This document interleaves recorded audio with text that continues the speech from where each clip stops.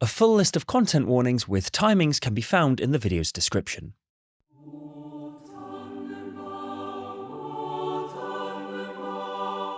Personally, I think it's good that he died.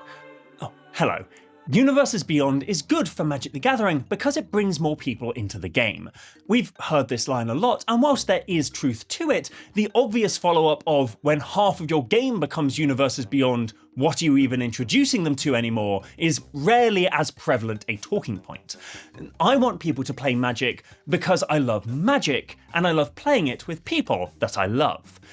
I'm gay in that way. This argument exists at the heart of convincing players that don't like Universes Beyond to get on board with Universes Beyond.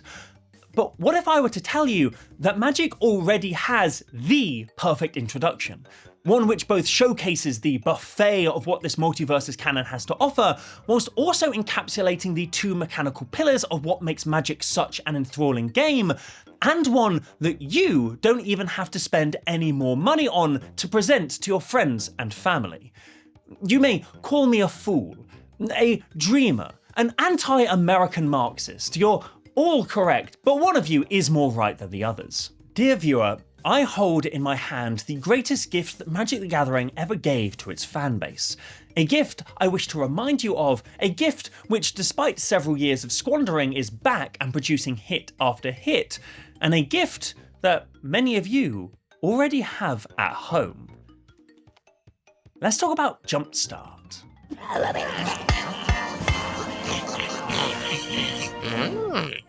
Hello, spicy people of the internet, I'm Spice8Rack, aka Agenda, not for me thanks, and welcome back to the channel. In the summer of 2020, the first Jumpstart expansion was released for Magic the Gathering after being delayed for some unknown reason. A deeply unique box of booster packs where, rather than a random assortment of 14 commons, uncommons, rares, and mythics, each pack contained 20 predetermined cards, 13 non-lands, and 7 lands. There were no foils or special treatments, but each pack did contain some fun goodies, like new cards and at least one basic land with art in keeping with the pack's theme.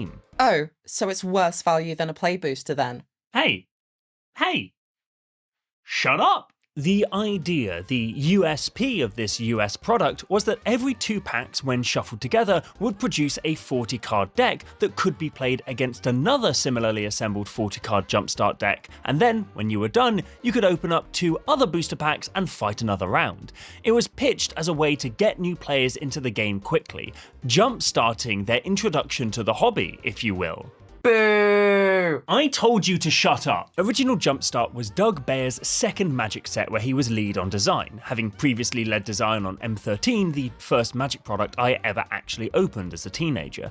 This was also his first time leading on development, having previously been part of the development team for, Lorwyn, Shadowmoor, Khans of Tarkir, Kaladesh, and Dominaria, some of Magic the Gathering's most iconic and cherished sets and worlds. When Doug Bayer is on a Magic products development team, you can safely assume it'll bang. Like your mum. To quote Bayer, the foundational pitch of Jumpstart was, "Why am I not play Magic now?" For many players, there's too many decisions in Aetherdrift. There should be an alternative way to play that lets you make a small number of fun decisions but does the rest of the deck building for you. Thank you again to Max Makes Magic for creating and hosting an accessible archive of all the writing Wizards of the Coast let dissolve into nothing during their server shift a few years ago. Who needs to preserve decades of free games design expertise when you can rely on the spontaneous efforts of unpaid and unacknowledged fans to keep your knowledge online? Seriously, Wizards of the Coast? More like vandals of their legacy. More like poo-poo of the pee-pee. As Bayer goes on, this pitch was a bit of a hard sell because Magic players love making decisions.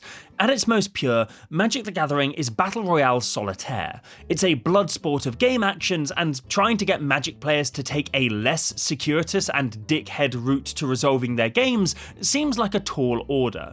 Why would I choose to play decision-light, understandable, straightforward cards when I could instead spend 14 mana to go hive mind into Warp World and be beaten to death with hammers by the 3 other players in my commander pod?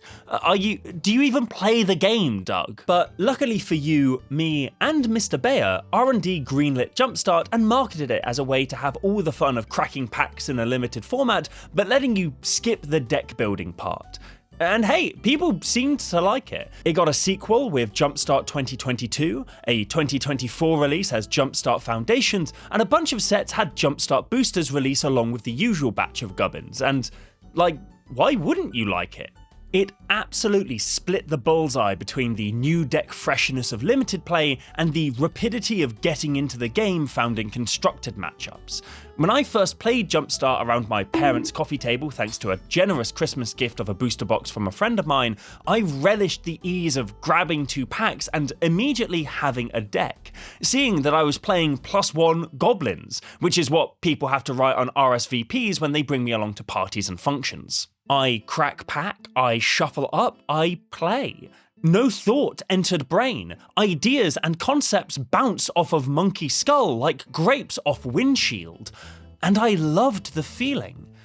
I finally understood burn players. Because the designers could more accurately account for what each player would have access to, Jumpstart decks were usually a lot more balanced in comparison to sealed or draft pools, where deck strength was largely a product of luck, or being better at the game than me.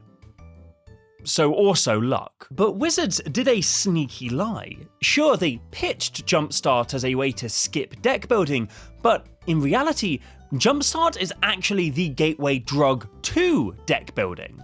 Playing Magic is fun. I've heard, I've never tried it, but a major part of the joy of the game comes in the preparation of playing it. No Magic player has not lost their lunch hour doing Scryfall and Moxfield deep dives to cut 5 lands from their new commander deck and gone back to work with 24 new cards in their list instead. No Magic player hasn't looked at a copy of Blood Moon and heard the Green Goblin voice telling them to put him in their sideboard, Norman. No Magic player has ever made sweet, passionate love and not meanwhile pondered what the Dark Dweller Oracle rarity downshift in Double Masters 2022 may do to the local pauper meta. These are universal experiences, and you are projecting falsehoods if you name me a liar. Deck building is as much a part of this game as the act of playing it, but deck building is also something you can't really sell to someone who isn't already interested in giving it a go. Oh, you enjoyed those 2 games we played? Go home and watch a YouTube video about how to turn this box of cards into a deck. But first go and find a video about all of the formats and pick one you want to play. Also, go and find a video about how to apply for a credit card. But Jumpstart supplies that first hit. It felt good to shuffle those 2 packs together, didn't it? Why not open another? By the way, which did you prefer playing with, discard or dogs? Well, why not take your favourite and shuffle it up with that Dragons pack you just opened, and let's go again. Congratulations, you have just made your first deck building decision, and the riptide of this game is about to pull you into an abyss where few return. Jumpstart lets you skip the worst part of deck building as well, which is the Lawnmower Insurance Form 24B of putting lands in your deck. No one except for OMO players actually enjoys designing a mana base for their decks. It is simultaneously the most sourceless, cut and dry part of deck construction. I forgot, where's my basic land box? I know it's here somewhere. Ah, fuck it, I'm just gonna order more swamps online. And it is also the most quietly vital. How many non-basics and utility lands are you going to run? What's the percentage chance you'll have at least one of each relevant colour pip by the turn you need it? Is Emergence Zone worth losing that basic planes you might need for Path to Exile, Magus of the Moon, or Back to Basics? Land-based construction in Magic is like going back, writing out and making ease-in animations for all of your video essay citations. You have to do it, but it's not the reason you began the process. LLR? Loading Leddy Run? Oh, for fuck's sake! Jumpstart says nuts to that. 6 basic lands and 1 fixing land in every pack. Slap them together and you've got a deck with an evenly fixed mana base. The cards as well are reasonably balanced to mean that if you did choose to alter the mana base, you wouldn't have to make many major changes. Well, unless you were unfortunate enough to open the Rainbow deck, which I'm pretty sure the designers included as a prank, like unscrewing the lid of one of the salt shakers at a buffet, or putting a tooth in the salad bowl. There was even lore, actual written lore about the new legendary creatures printed in this set, many of whom are reasonably popular commanders now, especially those in Jumpstart 2. Should a player at the time have asked you, "Hey, what's Tiny Bones' whole deal?" you could say, "Oh, he's a skeleton thief from Dominaria," which is kind of the original and central plane in the multiverse, and that can lead to a whole conversation about the brilliant expanses of this game's story. This, in contrast to some other supplemental sets like Modern Horizons, for example, where, as a lore person, I'm often asked things like, "Hey Spice, I've been playing my Imskir Iron Eater deck for a minute now, but I don't know the lore surrounding the card.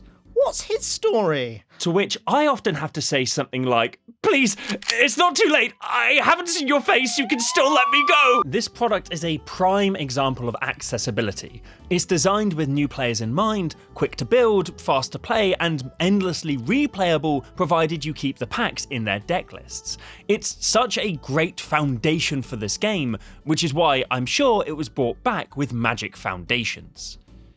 And before we get into the mid-video twist, now's the best time to talk about my sponsor, CoolStuffInc.com. When I was in that awful blimp accident, CoolStuffInc.com stayed at my bedside day and night, and when I woke up, the nurse told me they'd volunteered to transplant the rebar from my skull into theirs, saving my life. After months in recovery, they're finally back and ready to give you this offer. By using my code SPICE at checkout, you can get 5% off your next order, much as 5% of my skull was pulverized by... You can buy singles, sealed product, and more from them. Why not pick up Jumpstart Foundations and save insert save price here, don't forget to replace this in the script when you do. Wow, imagine what else you could spend that money on. Maybe a blimp ticket. They're real cheap right now for some reason. So head on over to CoolStuffInc.com and use code SPICE for 5% off any order. CoolStuffBlimp.com. Oh, the savings! Don't get me wrong, nothing I've said thus far is about to be undone. More modified. Like, sure, it is technically possible to disentangle two Jumpstart decks once they've been shuffled in together, but it becomes a lot more tricky when you end up playing with two packs of the same colour. Looking down at your Holy/Blink deck and seeing a smarmy Emancipation Angel looking back at you isn't ideal when you have no idea which side of the aisle she's supposed to be sitting on upon shuffling in a new pack. It's not a big problem, but what is that balance can only go so far when creating lists. To stay with Holy/Blink, Emancipation Angel works so well in both. She arrived with the Holy family, by the way. I hear her ex-fiancé is with the groom's party though. How thrilling. Even putting aside that playing only one colour puts you at an advantage as far as casting your spells on time goes, there are a bunch of cards which directly synergize with each other. Like Blessed Sanctuary from the Holy deck combos so well with Blink's Emil the Blessed, it's actually unreal. For heaven's sake, look at their names. The designers are screaming at you to play these two cards together. However, the same cannot be said for many other Jumpstart combos. Would Madame care to sample Vehicles Raid, where you play creatures that wish to attack only to make them drive a car to work? Or mayhaps Madame could be tempted by Experimental Landfall, where the former wants you to cast instants and sorceries, and the latter has none in its deck list. Or, pray tell, would Madame... Can you leave us alone? We're trying to eat. What are you talking about? I am doing a bit for a YouTube video. This is to say that whilst more balanced than the matches between most kinds of limited decks, Jumpstart still struggles with the fact that, hey, some cards work better than others when combined together. But, like, that's a learning experience. Losing to a two-card combo is part and parcel of playing Magic. Heck, it's what you should be trying to achieve when it comes to building your own deck. Losing is only a failure when you don't learn something from it. One thing that you will also unfortunately have to learn about through Jumpstart is that capitalism. Oh no. Neat things don't have to be profitable in order to exist, exponentially or even at all. Kevin Macleod, for example, defined a generation of YouTube video soundtracks because he chose to put his music up online for free for us grubby little gremlins to pretend to have an ounce of professionality about our work. He could have chosen to monetize the shit out of everything and made $1 gazillion, but instead actively chose to release all of his stuff for free under Creative Commons licenses with a totally voluntary donations and Patreon page, of which I am a supporter. If this sound activates the flesh core of your cranium where your inner child resides, go give him some money. You owe it to him. But increasingly with a game like Magic, everything must be a knockout commodity that makes more than the last thing, and a product aimed at being an introduction to the game for new players immediately finds a fraught market. Obviously, no one who's never played Magic before is going to buy a booster box as their first step into the game. I mean, no one with good sense anyway. So Jumpstart needs to also be bought by people who already know how to play, and again, that's another fraught market for this product. Most people who already know how to play Magic, as Bayer himself pointed out, love making decisions in deck building, and Jumpstart's USP wasn't going to win a majority of them over. Thus, we find ourselves between a cock and ball place. The people best served by the product won't buy it, and the people who could buy this product aren't served well by it. The unique format is neat, and there are many people who would and did absolutely see this as a damn near perfect tool for introducing and teaching all facets of Magic, but there's no way that those people would have picked up enough boxes for Jumpstart to turn a profit, and a profit needed to be turned. So, how do you get Magic players to buy shit? Simple, you put expensive cards in the set. Do you know why cards get expensive in Magic? It's usually because they're really powerful. It is a heady mix of dread and excitement that brews inside you when a new player asks you to explain a card they just drew and they reveal a fucking Craterhoof behemoth. You look down at your own piss hand full of salamanders and coughing babies and try and find the correct way of saying, "It kills me. The card in your hand kills me. I lose the game when you play the card in your hand." Now, as I said previously, there's nothing wrong with losing a game of Magic as a new player. It's something to learn from. But when that lesson is, I have a card in my deck that beats everything in yours, you may find yourself somewhat disheartened. Cheated even, when the best card you get to play with is a tree with Hansen's disease. Because, as well, Wizards can't print expensive, powerful cards in every pack. If they did that, then... actually, I don't know why Wizards of the Coast doesn't just do that every now and again. It'd probably make the game objects less spenny, and look, call me Chairman Tito Stalin, but I don't think that magical business cards should ever cost more than $25 a pop. Not every pack can contain a money card, because if you don't artificially withhold supply, you can't artificially create demand to buy future packs. It's the same as why Arena doesn't have a trading or disenchanting system. The game makes more money from selling you the solution to an issue it creates, rather than providing you with one. Jumpstart also can't have every pack contain gold, because otherwise people would buy it to open rather than play with, defeating the entire purpose of the set as a game tool. Something the inherent financialization of Magic makes aspirational petit bourgeoisie of us all. So the bomb rares of some Jumpstart decks will be a 5/5 with an incredibly difficult to assemble mana cost, whilst others will be the wildebeest stampede scene from The Lion King. God, the Rainbow deck really sucked. Not only was the other bomb rare Chamber Sentry at best a 5/5 provided you spent Wooburg to cast it that for a further 5 could deal 5 damage to something, but it didn't even combo with Maelstrom Angel, because casting it for free would turn it into a 0/0, which would just die because of state-based actions. Yeah, that's right, if you were lucky, your two Jumpstart decks would synergize with each other like they were meant to be, and if you weren't, you might open half a deck that actively didn't function with its own game pieces. There were also a number of new cards made for Jumpstart 1, and on the whole, they weren't all that intrusive. Heck, many of them were downright underpowered outside of this format or casual commander.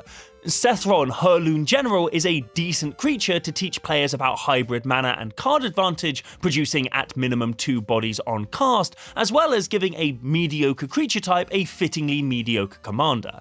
However, again, you gotta get Magic players to buy, and so some of these cards were, shall we say, pushed? Allosaurus Shepherd was, for example, briefly a $100 card, thanks in demand to how easily it slot into green decks in Legacy, say nothing of elf decks.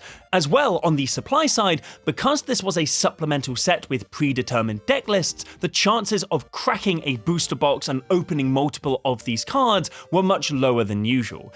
A Duskmourn booster box contains 36 play boosters because it's designed to be used by 8 players to draft, with some left over as prizes. Jumpstart boxes, however, only had 24 boosters, both because of its unique format and also the fact that all the packs had additional contents and thus heft, and so fewer could fit in a box. So you had 24 packs of these pre-constructed decks, of which, at least in original Jumpstart, there were 118 potential predetermined pulls. Many decks did have multiple variants. There were 4 wizard decks, 2 land decks, 4 spooky decks, etc. But all of those chase cards, your Behemoth, your Shepherd, your Rhystic Studies, your Bruvac, etc., were only ever in one list, even if it was included in the umbrella of a theme with multiple versions. So they were even more improbable to open than most other Magic products, which of course kept their prices high. The supply was low, the demand was high, which engendered speculation and scalping, which persisted into Jumpstart 2022, where a 4-mana rat played only in Commander would have, at one point, cost you a crisp Benjamin, and you would have barely gotten change back you could fold. I was a smart petit bourgeois, and I bought my copy of Ashcoat whilst he was only $48.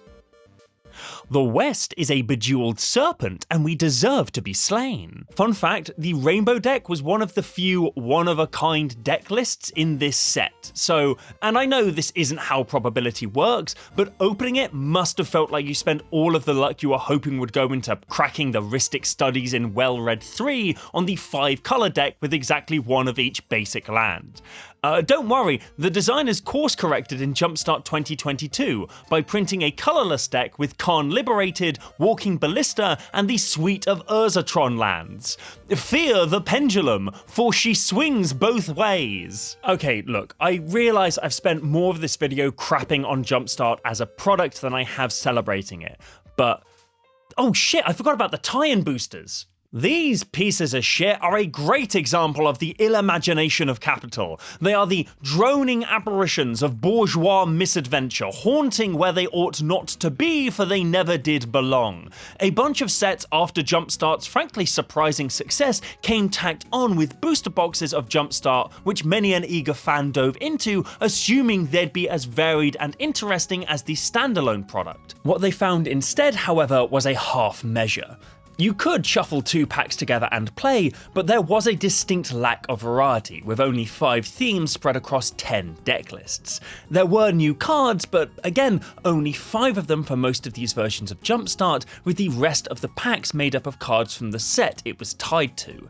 A random rare or even mythic was promised for players cracking these packs, but firstly, if you were opening packs for pulls, you'd almost certainly want to open any other kind of booster instead, and secondly, the point of Jumpstart was that each decklist was themed and balanced. One player opening the Progress decklist and finding their random rare to be a synergistic piece like Mercurial Spelldancer would have a much better time with the deck than someone opening Encroaching Mycosynth in the same list. A similarity was realised quite quickly between these so-called Jumpstart packs and the poorly received theme boosters that Wizards had experimented with in earlier sets. Notoriously underwhelming predetermined packs sold as introductions for new players or those who just really wanted to open a specific colour or kind of card, but realistically more akin to petrol station repacks of definitely inexpensive card stock. Yes, that's right. I say petrol, from petroleum. If you're filling your vehicle with gas, it better be a hot air balloon, otherwise you look quite the fool. What is gasoline? All that Wizards did was give these packs slightly more structure and land and slapped a positively perceived brand name onto them. For all intents and purposes, tricking people into buying something that was barely what it claimed to be. I am genuinely shocked that these alone didn't kill people's enthusiasm for a return to Jumpstart. Okay, now I'm done shitting on Jumpstart. Or rather, explaining how it was warped by the company's priorities and the profit-driven economic structure which rewards our lives of toil with seas of fire. Shitting on has more of a ring though. But I do genuinely think that, on the whole, and certainly at its core, this is the way that I want to bring new people into the game. Not with an anglerfish bulb of their favourite franchise, which will be swiftly replaced with somebody else's, never to be revisited. However, whilst I can pass off $100 novelties as business expenses, I think I live in constant fear of getting audited. The same is not true for most people. And do we really want to spend more money on Magic just so that someone else can try the game out in this admittedly brilliant form? What if they don't like it? What if they have a bad time due to a lack of balance or loads of the packs are duplicates and they get a bad and correct impression of what lies at the murky core of this company? Well, fret not, because it is not the awareness of Jumpstart that I wish to impart onto you, but the fact you already have Jumpstart at home.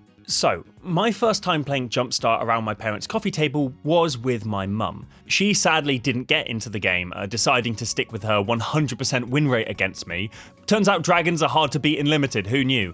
And because the box had been a gift, I wasn't put out by the notion.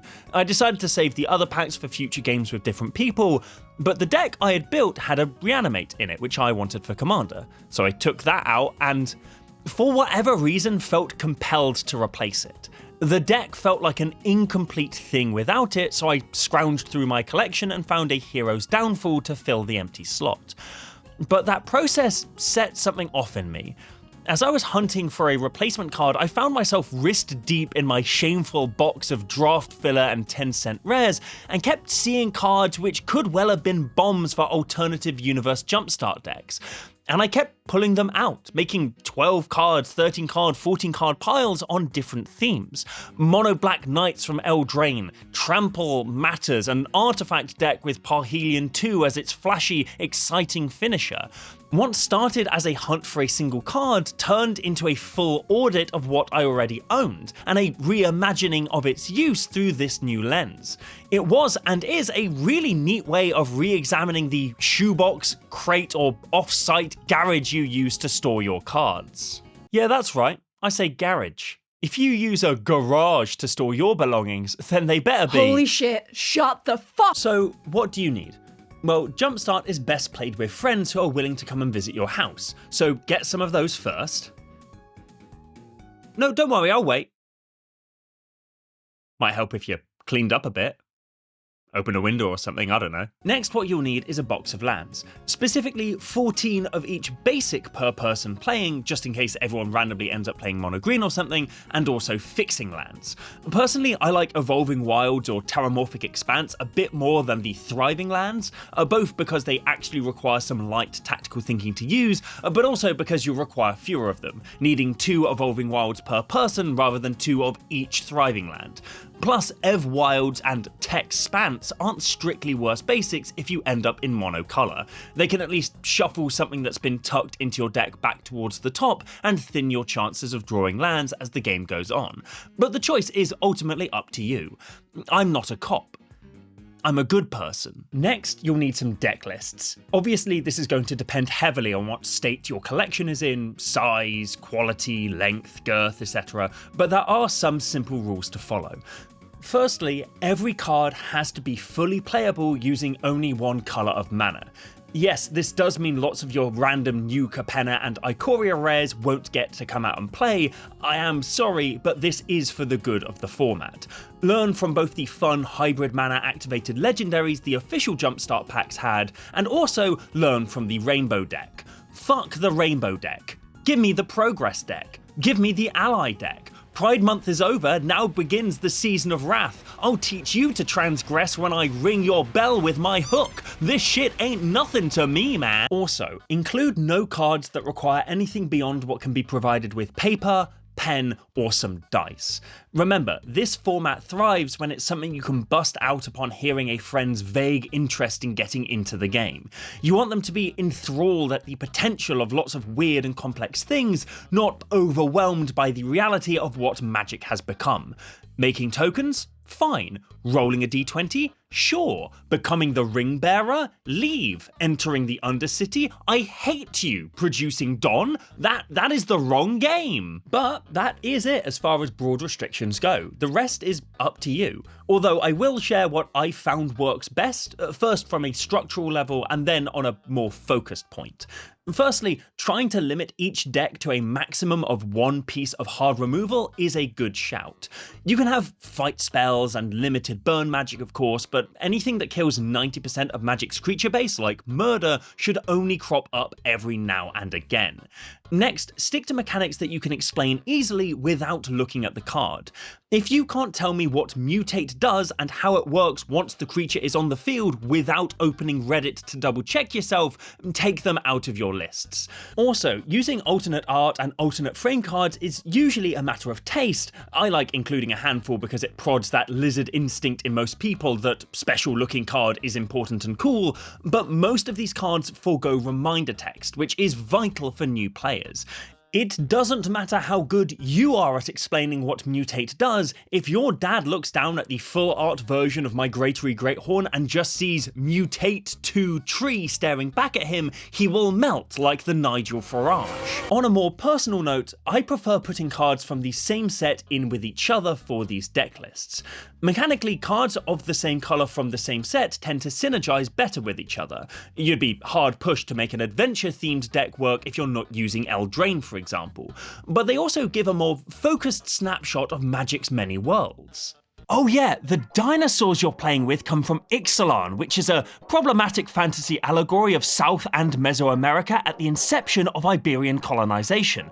And the Attacking Matters cards comes from Tarkir, a problematic fantasy allegory for the many cultures of Central and East Asia. Why do you keep saying problematic? Do you even like this game?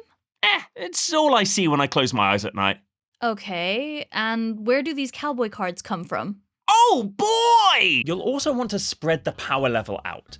Have some commons that can be cast early which only have a keyword or two, or one activated or triggered ability, and find your biggest, flashiest cards to round the list off. Think Colossification, Diagraph Colossus, Arbor Colossus, anything with Colossus in the name really.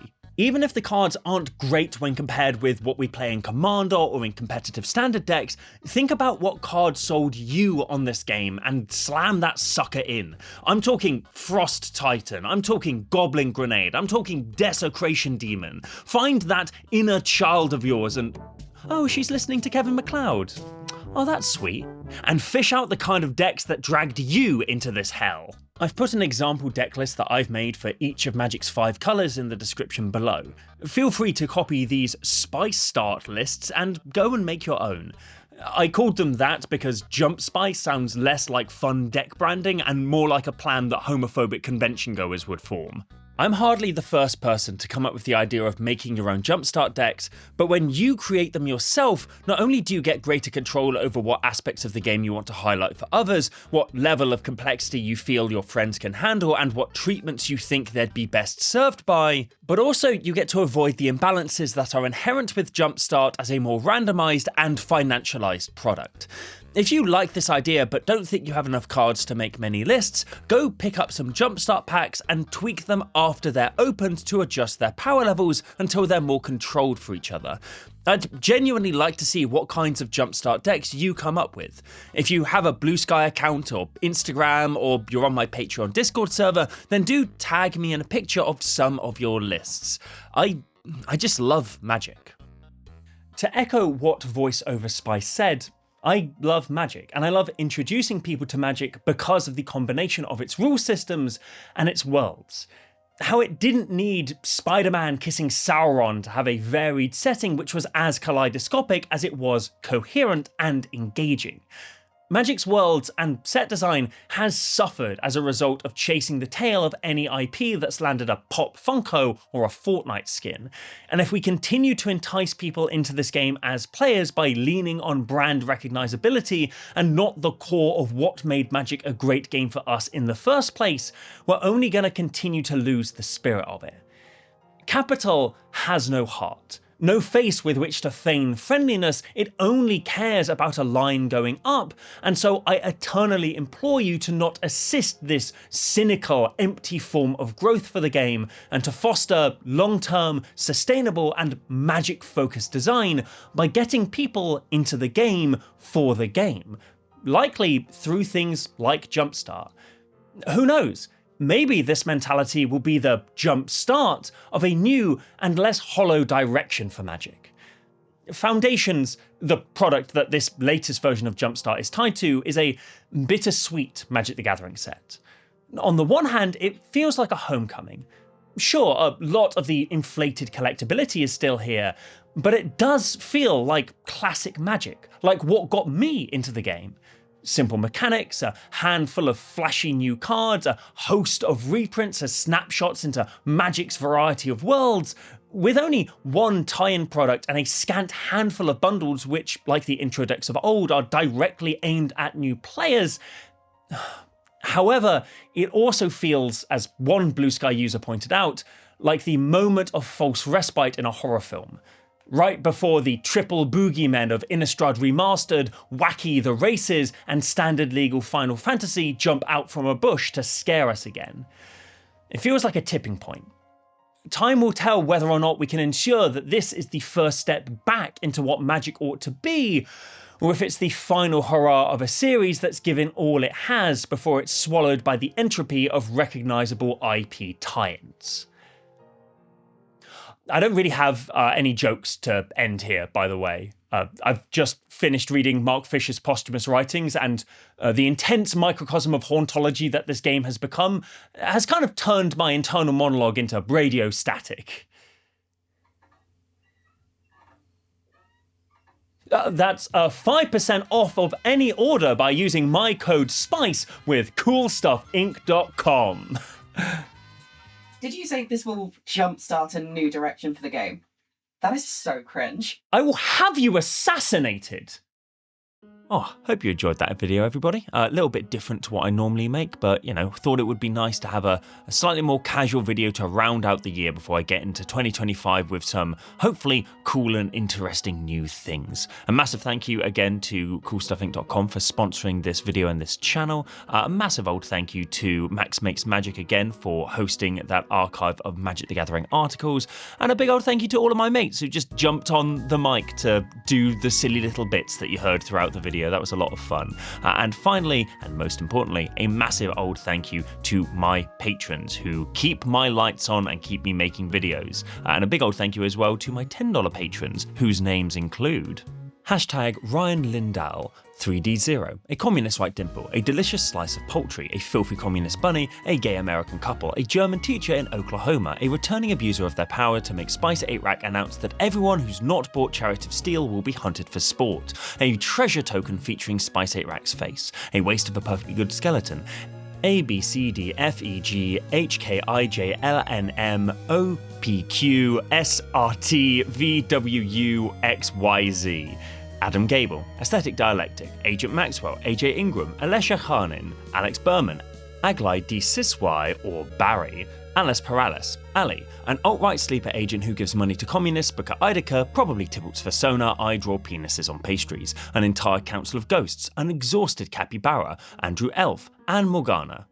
Anthrocarbon thinks Turnitin can suck so many dicks it could orally identify any dick whilst blindfolded and underwater. April Doe, Asmoranda Mardaka Dastina Kaldaklar's cooking blog. Astra Jade, Austin L, Bacchus98, Basu Gasu Bakuhatsu Bakumatsu, Bazinga Bongo's Badonkadonk Needs Love Too, Ben Zimet, Burbseed, Blake Evers, Blue aka Scythis will forever be my number 4 waifu, I should do husbandos soon. Blooddragon, Brian Dunn, Bridget Huan Tong, it's this one. Byra Director HK Bergdahl, Kayla Blake, Kalu, just Kalu. Captain Colostomy, Carl, or is it Carl? That is the question. Charles Cohen, Chromie, Christovos, Clay, and finally my most favourite patron, Clayton Spezia.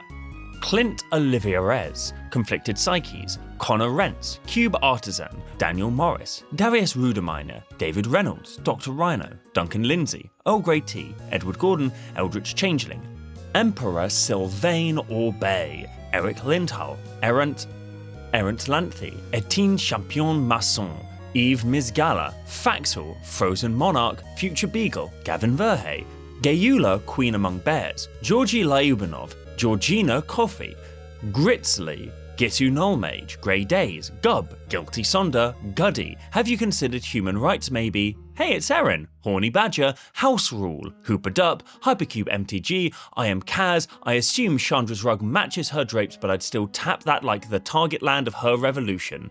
I am saying this only because our global economic system does not intrinsically support artistic expression. Imbecilius Rex. In response, I bolt myself. In response, table flip. In response, I mental misstep your bolt, paying 2 life. In response, I proceed to lay down and cry.